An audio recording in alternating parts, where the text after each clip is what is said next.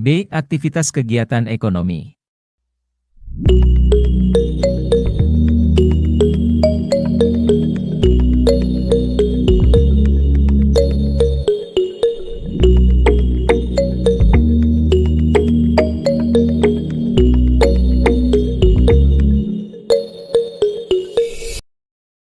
Aktivitas kegiatan ekonomi masyarakat saat ini dipengaruhi oleh kegiatan masyarakat masa lalu, kegiatan ekonomi, produksi, distribusi, konsumsi, serta pelaku ekonomi. Aktivitas kegiatan masyarakat yang terjadi di berbagai daerah Indonesia tidak lepas dari aktivitas kehidupan masyarakat masa lalu. Kehidupan masyarakat masa lalu ini membentuk kebiasaan dan kebudayaan tersendiri bagi masyarakat sekitar. Bagaimana aktivitas kehidupan masyarakat masa lalu dapat memengaruhi aktivitas kegiatan ekonomi saat ini? 1. Aktivitas kehidupan masyarakat masa lalu. A. Aktivitas kehidupan masyarakat masa Hindu-Buddha. Sebelumnya kalian sudah mengetahui mengenai sejarah leluhur kalian, selanjutnya kalian akan memahami, menganalisis dan merefleksikan babak baru sejarah Indonesia.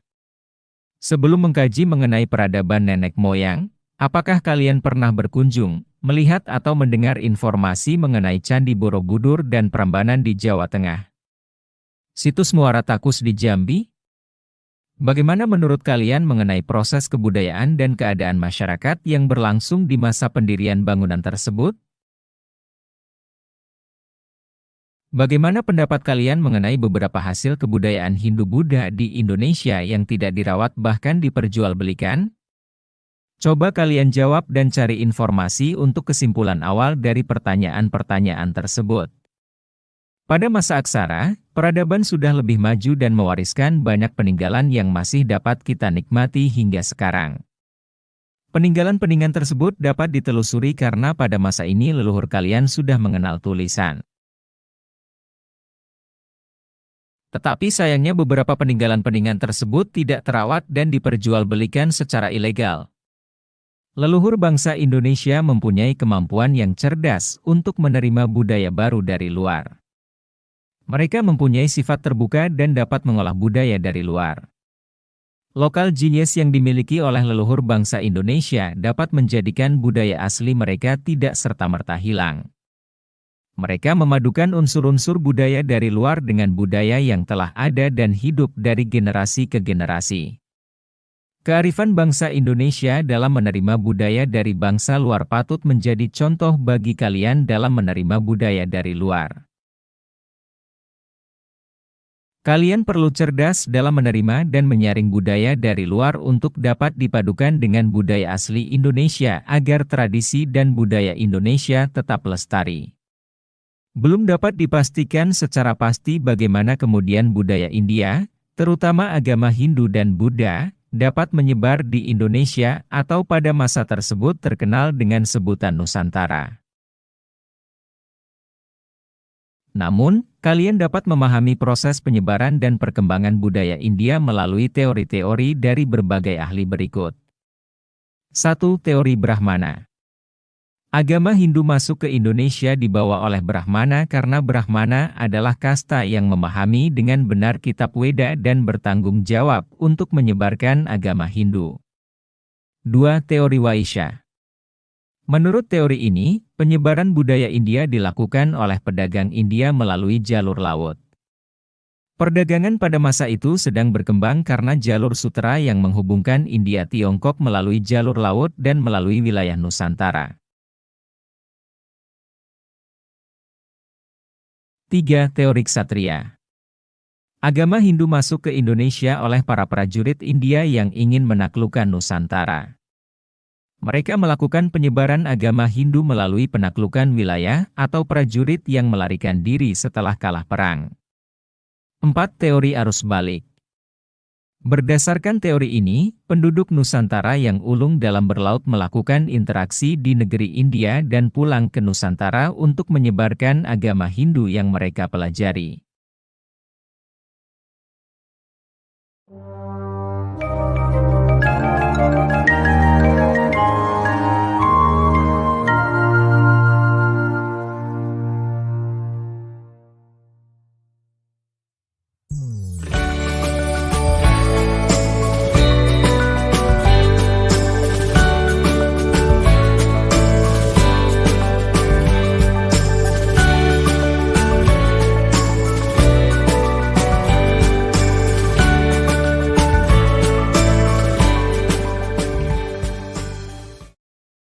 Aktivitas kehidupan masyarakat masa Hindu-Buddha.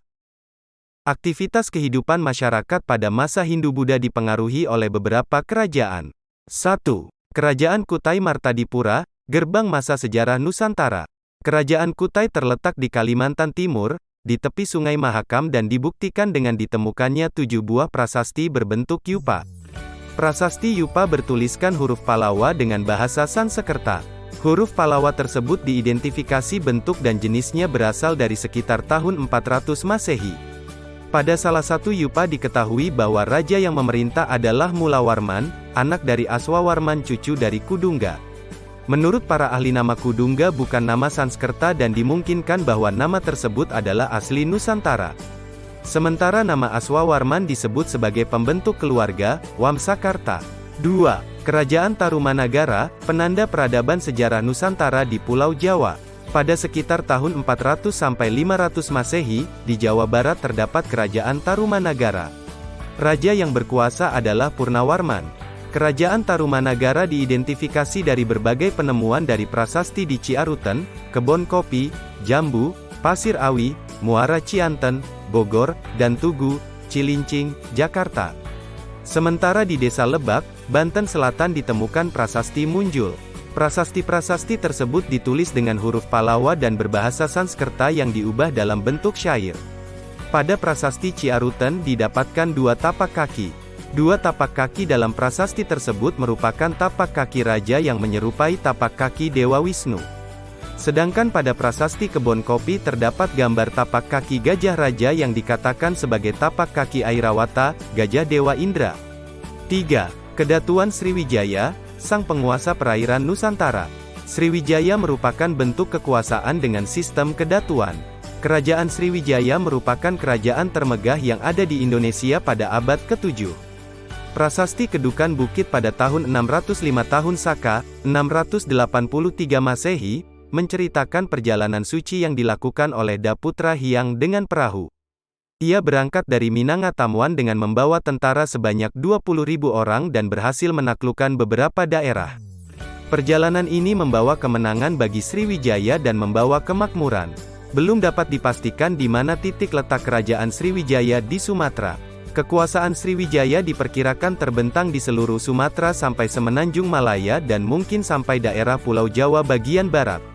Sriwijaya mempunyai daerah yang luas dan strategis di perairan Samudra Hindia dan Selat Malaka.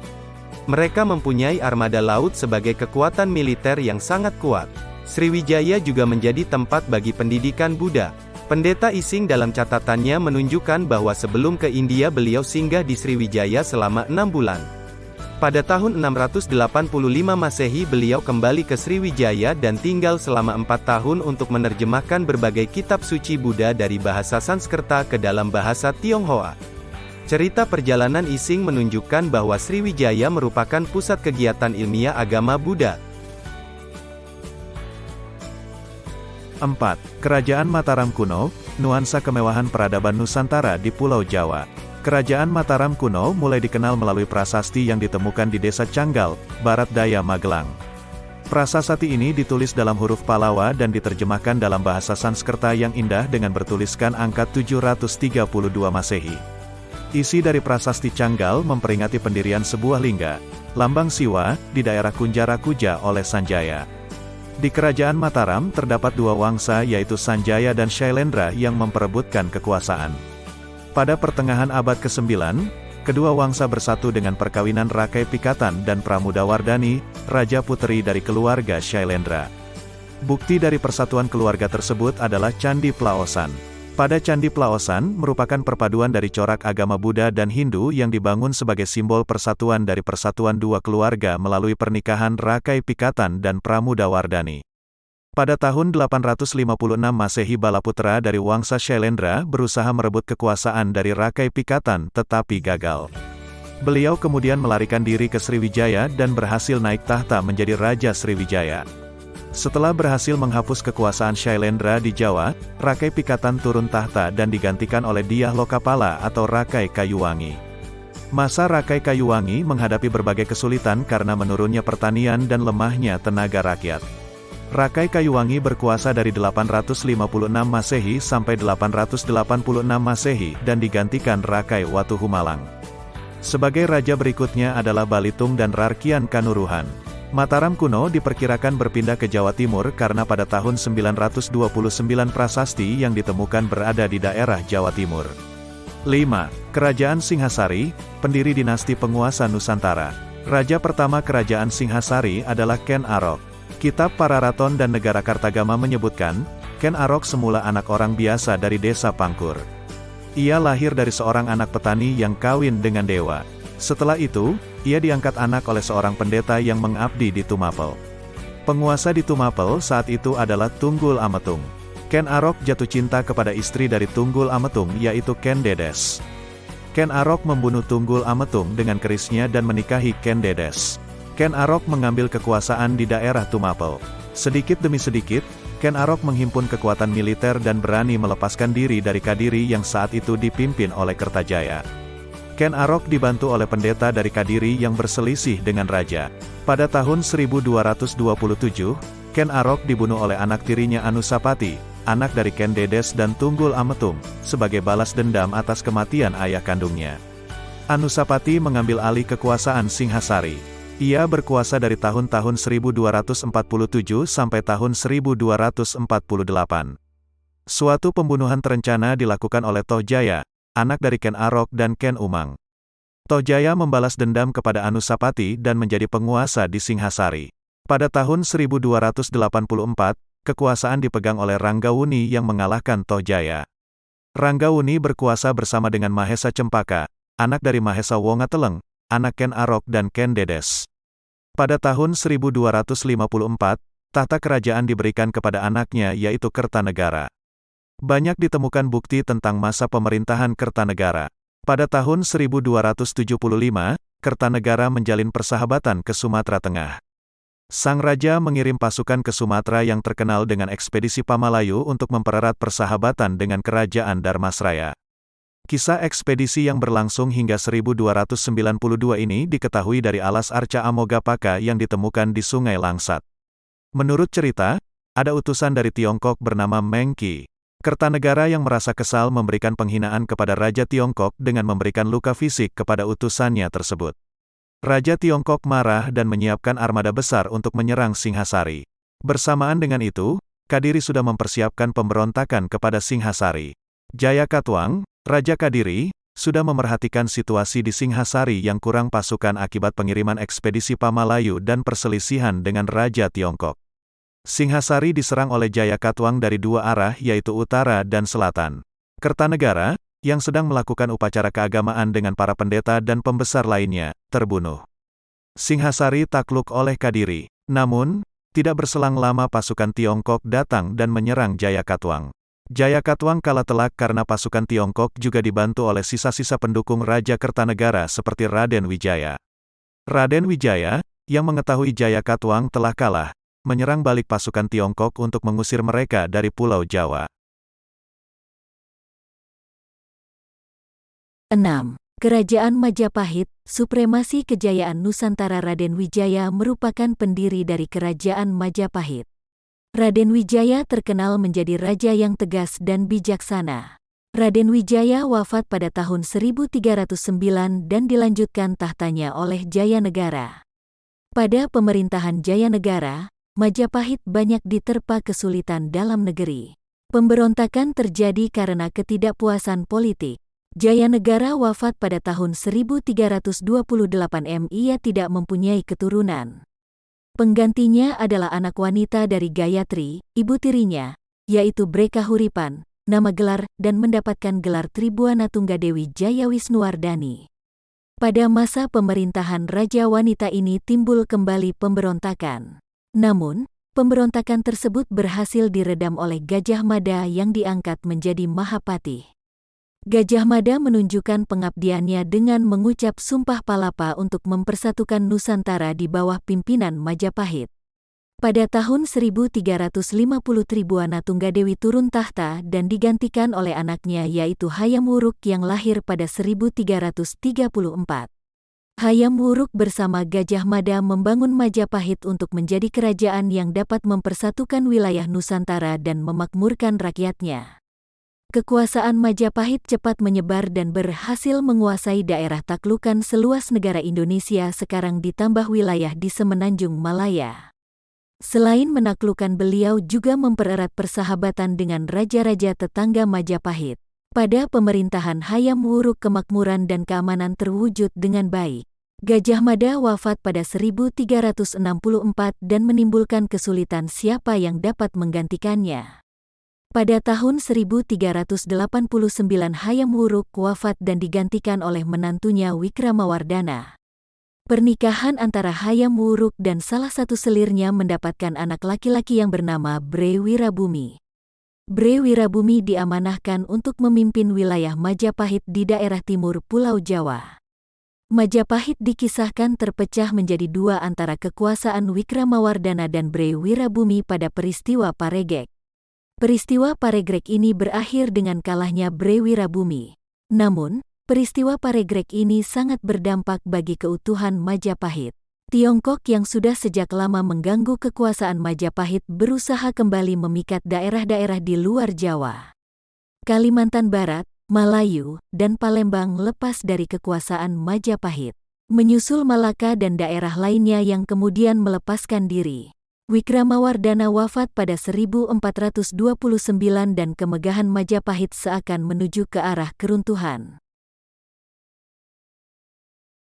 Peradaban Hindu-Buddha yang menjadi awal dari peradaban masa sejarah di Indonesia berlangsung berabad-abad sampai kemudian pengaruh Islam datang. Peradaban Hindu-Buddha membawa dampak positif bagi bangsa Indonesia. Peradaban Hindu-Buddha meninggalkan banyak jejak yang masih dapat dikaji dan dinikmati oleh kalian. Masa Hindu-Buddha banyak meninggalkan peninggalan yang cukup banyak. Beberapa di antara peninggalan tersebut adalah candi, seni pahat patung, seni ukir, arca dari logam, dan hasil kesusastraan. Candi berasal dari salah satu nama untuk Dewi Durga yaitu Candika. Bangunan candi dibangun untuk memuliakan orang yang telah wafat, khusus untuk para raja dan orang-orang terkemuka. Seni pahat patung hubungannya dengan patung dewa. Pada masa itu seni pahat patung berhubungan dengan religiusitas. Patung-patung itu menggambarkan dewa atau dewi. Seni ukir juga biasanya menjadi pola hiasan pada dinding-dinding candi. Pola hiasan yang biasa diukir adalah makhluk-makhluk ajaib dan tumbuh-tumbuhan sesuai dengan suasana Gunung Mahameru. Macam-macam hiasan relief pada candi biasanya mengandung cerita dari kitab keagamaan seperti Ramayana, Arjunawiwaha, Karmawibanga, Kunjarajarna, dan Panji. Arca-arca dari logam juga dihasilkan dari peradaban Hindu-Buddha. Pada umumnya arca-arca logam berukuran kecil. Barang-barang dari logam emas juga didapatkan dalam bentuk cincin, gelang, rantai, kalung jamang, dan lain-lain. Hasil-hasil kesusastraan pada zaman Hindu-Buddha biasanya ditulis pada daun lontar. Karena ditulis di daun lontar, banyak kesusastraan yang hilang dan mudah rusak. Kesusastraan pada zaman Hindu-Buddha ditulis sebagai gancaran, prosa, dan tembang, puisi. Ditinjau dari isi kitab kesusastraan terdiri atas tutur, kitab keagamaan, sastra, kitab-kitab cerita mengenai keagamaan dan kesusilaan, dan kitab-kitab uraian sejarah.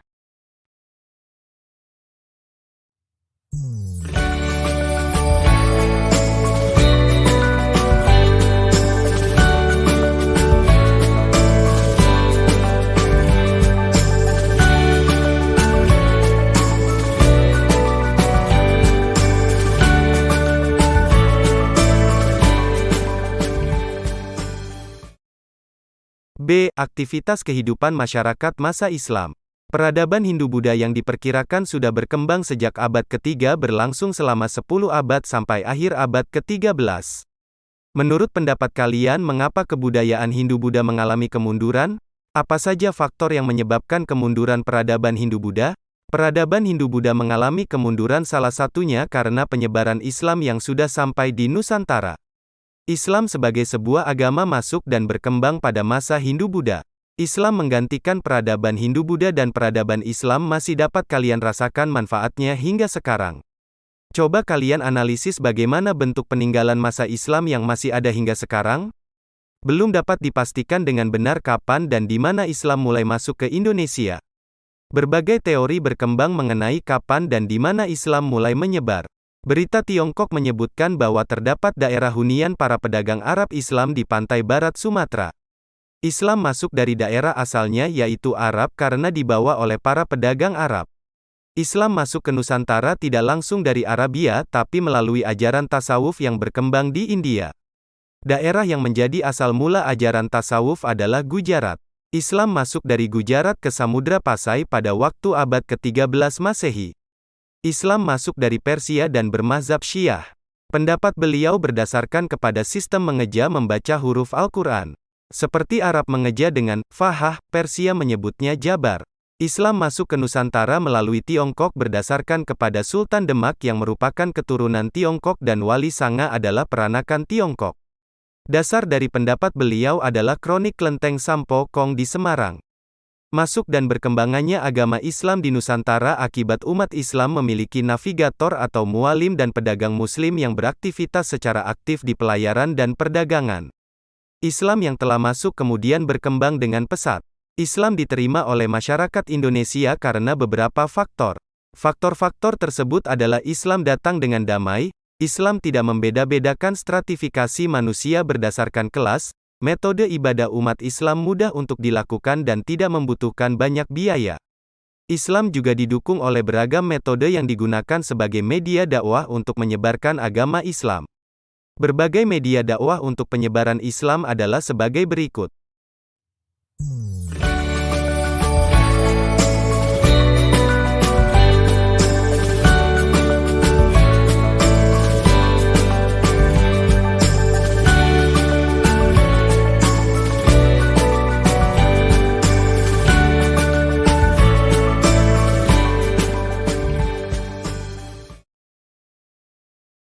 A. Perdagangan. Para pedagang Muslim yang menetap di sekitar pelabuhan untuk membentuk perkampungan Muslim. Perdagangan merupakan jalan dakwah pertama yang menjadi awal mula masuknya Islam ke Indonesia. B. Pernikahan. Metode pernikahan dilakukan dengan cara seorang yang telah memeluk agama Islam melakukan pendekatan kepada raja atau bangsawan atau keluarganya untuk dinikahi secara Islam. C. Pendidikan. Pendidikan untuk menyebarluaskan agama Islam dilakukan dengan seorang murid atau santri yang berguru kepada seorang ulama di pesantren, kemudian setelah cukup ilmunya dan lulus dari pesantren, berdakwah ke daerah asal dan daerah lain yang belum memeluk Islam. D. Seni budaya. Seni budaya yang cukup sering digunakan oleh ulama dan wali dalam mendakwahkan Islam adalah dengan pagelaran wayang, upacara sekaten, seni pahat, seni ukir, seni tari, seni musik dan seni sastra. E. Dakwah. Strategi penyebaran Islam di Nusantara dengan metode dakwah cukup sering dilakukan oleh seorang wali dan ulama. Mereka menyebarkan Islam dengan berdakwah ke kampung-kampung dan desa-desa untuk menyebarkan Islam. F. Tasawuf. Metode tasawuf juga menjadi strategi dakwah yang efektif karena sesuai dengan kultur dari peradaban Hindu-Buddha di peradaban sebelumnya. Tasawuf yang menggunakan mistifikasi mudah dipahami oleh masyarakat Nusantara yang berorientasi kepada kebudayaan Hindu-Buddha. Islam yang menjadi peradaban bangsa Indonesia selanjutnya juga diwarnai dengan berdirinya kerajaan bercorak Islam. Kerajaan Islam tersebar dari barat Indonesia hingga timur Indonesia. Pada masa Islam sumber sejarah banyak mendukung dan membuktikan mengenai keberadaan kerajaan Islam. Kerajaan Islam di Indonesia mempunyai pengaruh yang besar dan masih dapat terasa hingga sekarang. Bahkan kerajaan Islam masih ada yang bertahan hingga sekarang.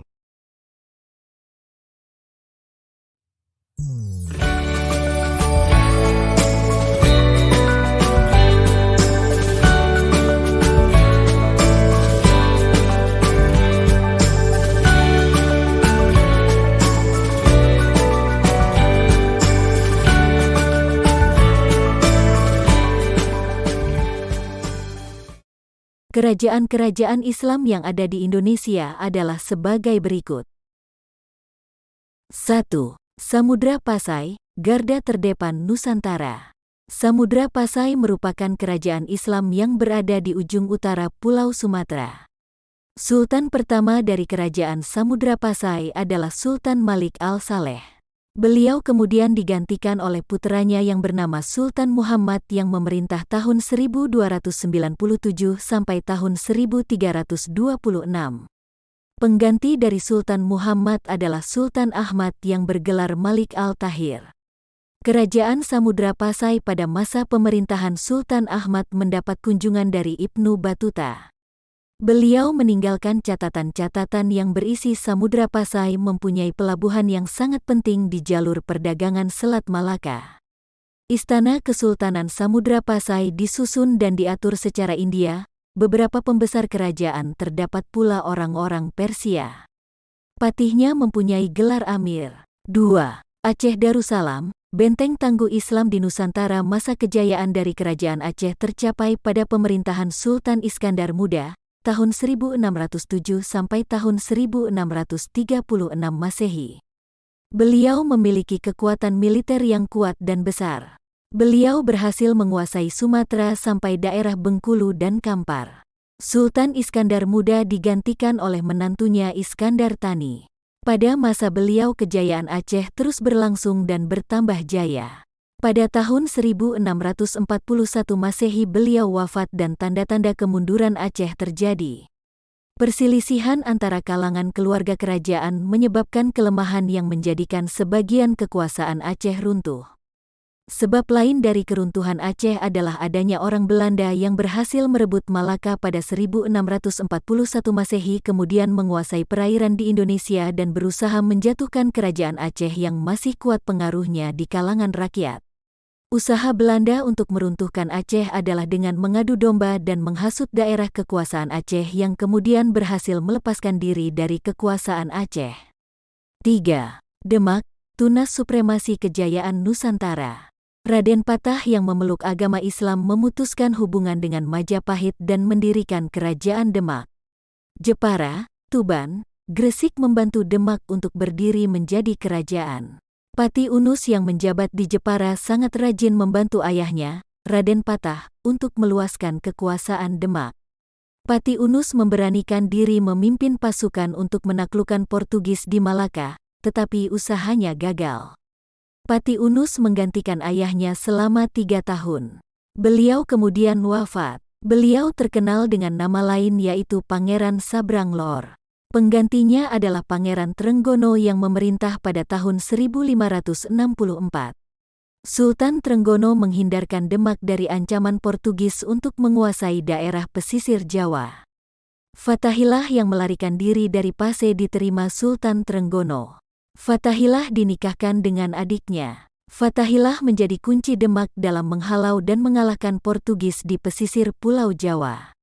Beliau berhasil mengalahkan Portugis di Sunda Kelapa yang kemudian diganti namanya menjadi Jayakarta.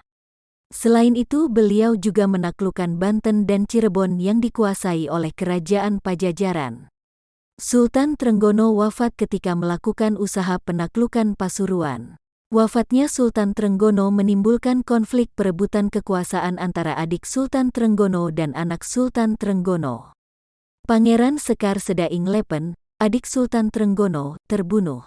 Pangeran Prawoto yang berkuasa kemudian mendapatkan usaha perlawanan Arya Penangsang, anak dari Pangeran Sekar Sedaing Lepen, yang melakukan balas dendam kepada Pangeran Prawoto. 4. Banten, Garda Pulau Jawa.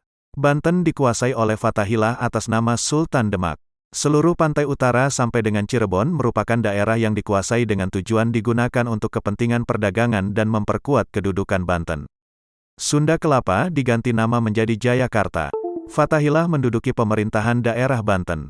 Sedangkan daerah Cirebon diserahkan kepada putranya Pangeran Pasarean. Setelah Pangeran Pasarean wafat, Fathahillah memegang kendali atas pemerintahan Cirebon dan pemerintahan Banten diserahkan kepada putranya Hasanuddin. Banten mencapai puncak kejayaan pada masa Sultan Ageng Tirtayasa pada tahun 1651 sampai tahun 1682 Masehi. Beliau menjadi sultan yang tegas. Sekitar tahun 1600 Masehi Banten mengalami zaman kejayaan. Banten adalah pusat perdagangan lada yang dihasilkan di Banten dan Lampung, cengkeh serta pala dari Maluku. Banten semakin mengalami kemunduran karena terdapat tekanan dari Belanda di Batavia. 5. Makassar, simbol kegigihan Nusantara melawan supremasi asing. Daerah Makassar memasuki era peradaban Islam pada awal abad ke-17. Dua penguasa dari kerajaan kembar Goa Talo menjadi pemeluk agama Islam pada tahun 1605. Raja Talo Karaeng Matoya merangkap sebagai mangkubumi kerajaan Goa. Raja Talo mengambil gelar Sultan Abdullah dengan julukan sebagai Awalul Islam dan Raja Goa Daeng Manrabia memiliki gelar Sultan Alauddin. Dwi Tunggal Alauddin dan Abdullah sangat giat dalam mengislamkan rakyatnya. Kedua sultan tersebut juga memperluas kerajaan dan menjadikannya kerajaan Islam pertama yang ada di Sulawesi. Penggantinya adalah Sultan Muhammad Said. Beliau tidak segan untuk mengirimkan armada Goa ke Maluku dalam perlawanan rakyat melawan penjajah yang bertindak sewenang-wenang. Perlawanan terhadap Belanda yang sengit terjadi pada era Sultan Hasanuddin. Beliau memegang pemerintahan kerajaan Goa dari tahun-tahun 1653 sampai tahun 1669 dan Belanda memalingkan perhatiannya ke Makassar. Aru Palaka, bangsawan Sopengbon, dalam tahun 1660 berusaha membebaskan daerah dari pengaruh kekuasaan Goa. Aru Palaka berhasil melepaskan Bon yang mendapat bantuan dari Belanda. 6. Mataram, pewaris supremasi Nusantara dari Jawa bagian selatan. Sutawijaya yang bergelar Panembahan Senapati mengangkat dirinya sendiri menjadi Sultan Mataram. Beliau menunjukkan kekuatan Mataram dengan menyerang Surabaya pada tahun 1586. Sebagian wilayah di Pulau Jawa bagian tengah dan timur berhasil ditaklukkan oleh Mataram. Berikutnya beliau memindahkan perhatian ke Pulau Jawa bagian barat. Pada tahun 1595 Masehi Cirebon dan Galuh dapat dikuasai. Panembahan Senapati wafat pada tahun 1601 dan dimakamkan di Kota Gede. Penggantinya adalah Mas Jolang atau Panembahan Seda ing Krapyak. Mas Jolang sibuk meredam pemberontakan-pemberontakan. Demak dan Ponorogo memberontak tetapi segera dapat diatasi. Mas Jolang menduduki Mojokerto, Gresik, dan membakar desa sekitar Surabaya. Mas Jolang wafat pada tahun 1613 dan diganti oleh Adipati Martapura. Adipati Martapura selalu sakit-sakitan dan tidak mampu menjalankan pemerintahan. Beliau diganti oleh saudaranya Raden Rangsang yang ternyata adalah seseorang yang tegas dan kuat. Di bawah pemerintahannya, tahun 1613 sampai tahun 1645, sosok yang dikenal dengan sebutan Sultan Agung ini, Mataram mengalami kejayaan. Pada masa Sultan Agung, Mataram meneruskan ekspansi sampai ke Banten tetapi mendapatkan hambatan di Batavia yang dikuasai oleh Belanda. Pada tahun 1628, Sultan Agung melancarkan serangan terhadap Batavia. Pengganti Sultan Agung, yaitu Amangkurat I hingga Pakubuwono II, tidak begitu kuat dan banyak merugikan rakyat dengan perjanjian antara Mataram dan Belanda. Mataram semakin terdesak dengan perjanjian yang terus dilakukan dengan Belanda. Banyak ketidakpuasan muncul di dalam keluarga raja dan banyak terjadi suksesi di antara mereka. Akhirnya, melalui perjanjian Giyanti pada tanggal 13 Februari tahun 1755 Mataram pecah menjadi dua kerajaan yaitu Kasultanan Yogyakarta dan Kasunanan Surakarta. Selanjutnya, dua kerajaan tersebut kembali terpecah. Kasunanan Surakarta terpecah menjadi Kadipaten Mangkunegaran sedangkan Kasultanan Yogyakarta terpecah menjadi Kadipaten Pakualaman. 7. Ternate Tidore, emas dari timur Nusantara. Dua pulau kecil bersebelahan, Ternate dan Tidore, sama-sama bersaing menjadi kekuatan utama di Maluku. Bangsa lain tertarik ke Ternate dan Tidore karena merupakan daerah penghasil rempah yang baik. Bangsa Portugis, Spanyol, Inggris dan Belanda bersaing memperebutkan rempah-rempah di Maluku dan memperdagangkannya. Orang Portugis bersekutu dengan Ternate sedangkan Tidore bersekutu dengan Spanyol. Hubungan Portugis dan penduduk Ternate sangat buruk. Mereka menggulingkan penguasa Ternate pada 1535 Masehi dan membunuh penerus Sultan pada 1570 Masehi. Raja Ternate yang dibunuh digantikan puteranya Sultan Babuloh, tahun 1570 sampai tahun 1583 Masehi. Sultan Babuloh memerintah dengan motivasi agama. Beliau merupakan penganut Islam yang taat dan mengusir Portugis dari kerajaannya pada 1575 Masehi. Orang-orang Eropa kemudian pindah ke Tidore. Babuloh dan puteranya Sultan Said ad-Din berkasyah, bertahta tahun 1584 sampai tahun 1606 Masehi, menyebarkan Islam di pulau-pulau sekitarnya. Pada tahun 1599 orang Portugis kembali ke Maluku dengan armada besar. Pembalasan dendam Portugis kepada orang Maluku membuat mereka benci terhadap orang Portugis. Setelah Belanda datang pada 1605 Masehi, mereka disambut baik dan bekerja sama dengan Ternate, Tidore dan Halmahera serta Ambon. Pada 1607 Belanda telah membuat perjanjian dengan Ternate yang secara formal memegang kekuasaan di Seram Barat. Belanda yang diberi kesempatan untuk monopoli memberikan sikap yang berkebalikan dengan apa yang diperbuat. Mereka melakukan pembantaian di Banda dan membunuh penduduk yang menyalahi aturan Belanda. Belanda menancapkan kekuasaannya melalui kerjasama-kerjasama yang merugikan penduduk lokal. Mereka memerintahkan untuk memusnahkan dan tidak menanam rempah-rempah di Maluku kecuali di Maluku Selatan. 8. Banjarmasin, perisai penjajahan di Kalimantan. Pada tahun 1636 Masehi Kerajaan Banjarmasin telah berpengaruh di Landak, Sambas, Sukadana, Kutawaringin, Mendawai, Pulau Laut, dan seluruh pantai timur termasuk Kutai Pasir dan Berau serta daerah lainnya di Kalimantan. Perdagangan lada menjadi ramai di Banjarmasin dan menarik Inggris untuk berpindah dari Banten ke Banjarmasin. Pada tahun 1663 Masehi timbul perebutan tahta dan Pangeran Dipati Anom dengan dukungan keluarga Biaju berhasil menggeser Penembahan Ratu. Perubahan yang ada di istana diselesaikan dengan suatu kompromi. Panembahan Ratu berkedudukan di Martapura sedangkan raja yang baru berkedudukan di Surinata, Banjarmasin. Pada tahun 1670 pecah perang perebutan tahta. Raja Suryanata dituntut untuk turun tahta oleh Suryadilaga, seorang pemuka yang mendapat dukungan besar Melayu. Pada akhirnya Raja Suryanata tersisihkan. Pada awal abad ke-18 Masehi kedudukan Banjarmasin tetap kuat tidak terpengaruh oleh pengaruh asing. Pelabuhan Banjarmasin bebas untuk perdagangan asing seperti Inggris, Tiongkok, Perancis, dan Portugis. Banyak dari peradaban Islam di Indonesia meninggalkan jejak. Peninggalan-peninggalan tersebut masih digunakan dan berfungsi hingga sekarang. Masjid mempunyai arti kata yaitu tempat sujud. Masjid adalah tempat untuk mendirikan salat menurut peraturan Islam. Masjid dan surau memiliki serambi di bagian depan serta sebuah bangunan berbentuk bujur sangkar yang melingkupi sebuah ruangan. Masjid dan surau juga dilengkapi dengan 4 buah tiang utama yang berfungsi sebagai penunjang bagian atap. 4 tiang utama ini berada di tengah dan menjadi penunjang utama atap yang disebut Soko Guru. Makam pada masa peninggalan Islam umumnya terdiri dari jirat, kijing, dan nisan.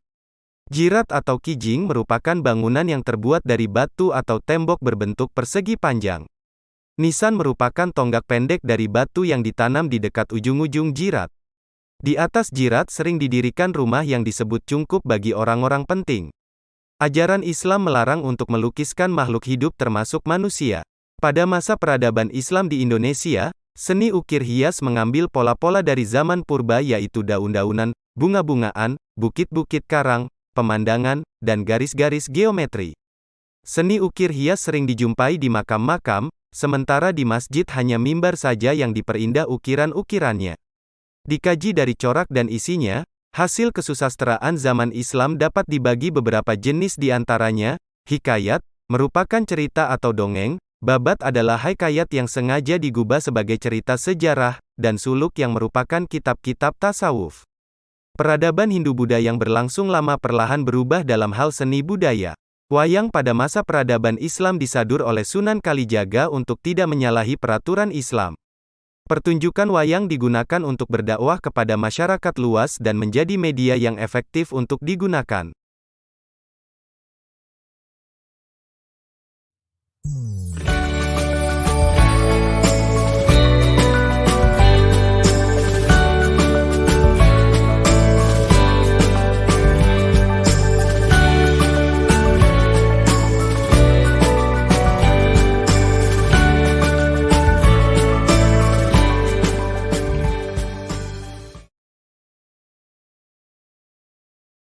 Dua. Kegiatan ekonomi. Manusia selalu melakukan kegiatan demi memenuhi kebutuhannya. Kegiatan tersebut akan selalu dilakukan karena setiap hari manusia dihadapkan pada situasi kebutuhan yang hampir tidak terbatas, sedangkan ada keterbatasan pada alat pemuas kebutuhan. Dengan demikian, manusia akan melakukan kegiatan ekonomi setiap hari tercukupinya segala kebutuhan. Kegiatan manusia yang dilakukan dalam rangka memenuhi kebutuhannya dibagi menjadi 3, yaitu produksi, distribusi, dan konsumsi.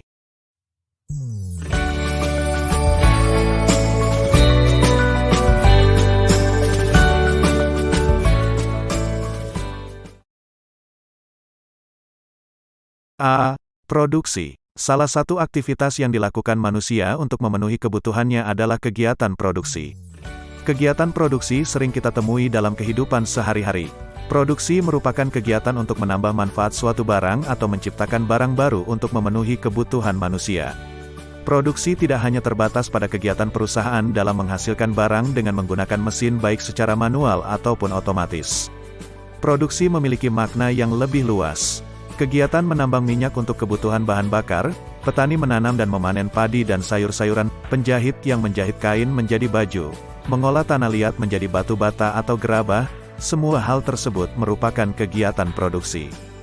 Jika kita telah lagi, semua kegiatan tersebut menambah manfaat atau menciptakan suatu barang dengan berbagai jenis pekerjaan. 1. Jenis produksi. Hasil produksi dibagi menjadi 2, yaitu produksi barang dan jasa.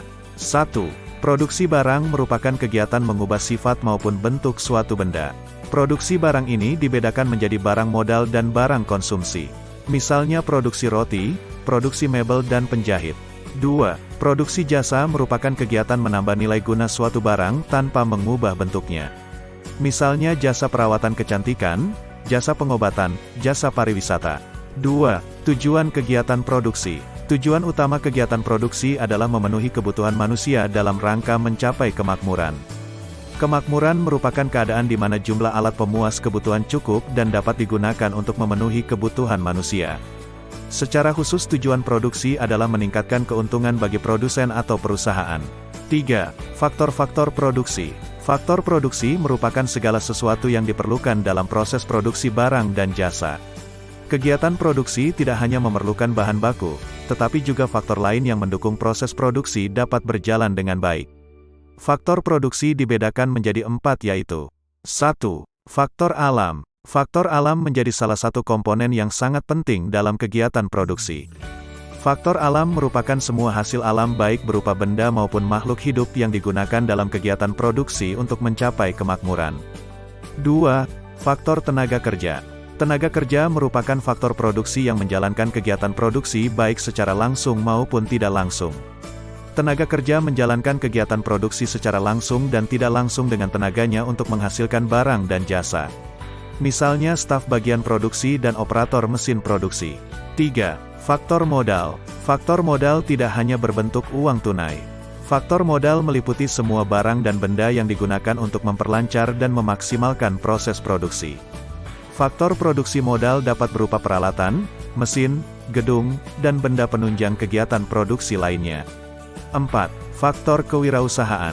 Faktor keahlian berfungsi untuk mengontrol dan memastikan faktor-faktor produksi berjalan dengan baik dan menghasilkan produksi yang maksimal. Faktor produksi alam, tenaga kerja dan modal yang ada tidak akan maksimal jika perusahaan tidak memiliki faktor keahlian yang mampu mengelola semua hal tersebut. B. Distribusi. Distribusi merupakan kegiatan yang dilakukan untuk menyalurkan barang dari produsen kepada konsumen.